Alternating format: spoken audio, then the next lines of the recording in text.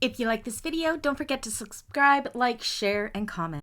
Hello everybody, welcome back to my channel and another Meet the Bags video. Today I'm happy to introduce you to the Rosie Sling, a knotted threads pattern. Let me show you some of the amazing features of this bag. So you can see here you have this wonderfully large panel where you can showcase any print or embroidery or whatever right in this front panel. It is a large slip pocket. It has a double zip closure, and on the inside I have a clear pocket here. It's clear, as well as a printed pocket on the opposite side.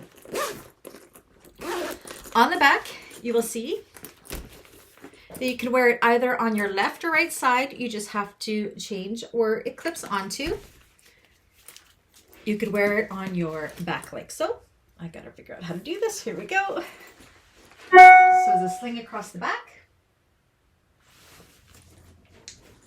Or you can wear it as a sling across your front like so. This one here I am keeping for myself. This is going to be my bag that I take on my anniversary Alaskan cruise coming up this spring. Super excited to use it. It's just so cute. I loves it. Anyways, if you're one of my clients and you would like to order one of these for yourself, you know what to do. All my information is down below.